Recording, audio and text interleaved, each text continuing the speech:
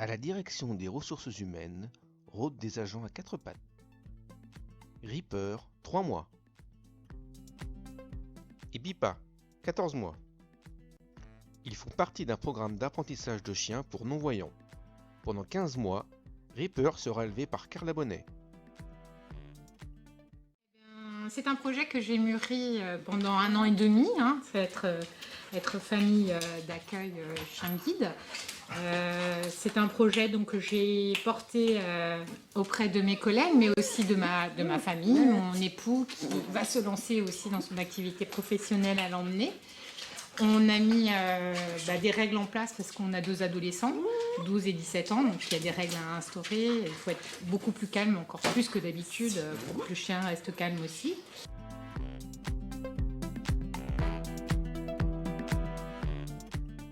Du tout, Ripper est un chien excessivement calme, très affectueux et très attachant. Donc les collègues ils prennent beaucoup de plaisir à l'accueillir et puis ça reste un chiot qui dort pour l'instant énormément.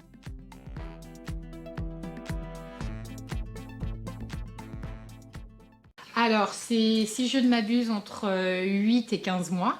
Donc, en fonction de ce que Ripper va montrer dans ses appétences d'apprentissage. Et puis derrière, il sera confié à une éducatrice qui finira de le préparer pour son futur métier.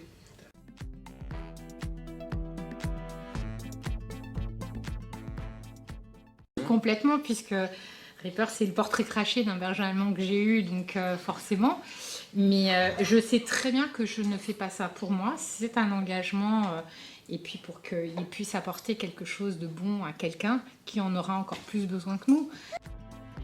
Julien Volikoff nous explique le programme de famille d'accueil. Les élus parisiens ont voté une stratégie animale en ville, une stratégie globale. Et dans cette stratégie, il y a l'accueil des chiens, élèves, guides pour les aveugles. Et alors moi-même, j'ai eu Nova, puis Ouragan et maintenant Pipa. Et d'autres collègues de la ville l'ont fait. Et de façon générale, les élus sont favorables à ce que les agents fassent la même chose.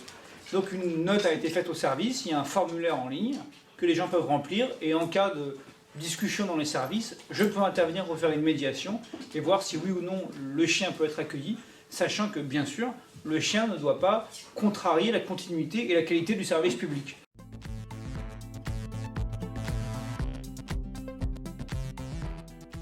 C'est une dérogation légale. La loi assimile les familles d'accueil à des aveugles.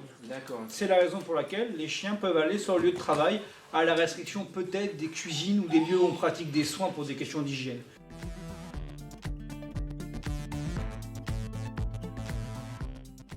Plusieurs associations ont contacté la ville de Paris pour nouer des partenariats. La ville de Paris est neutre, donc elle traite les structures associatives à égalité.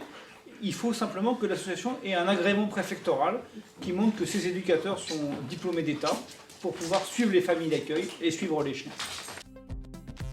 Lucas Grani nous parle du travail de son association. Nous intervenons partout en Île-de-France et même sur l'ensemble du territoire national, puisque nos chiens sont éduqués en Île-de-France, mais remis partout en France à des personnes déficientes visuelles, mâles ou non-voyantes, et également pour certaines atteintes d'handicap associés, tels que la surdicécité.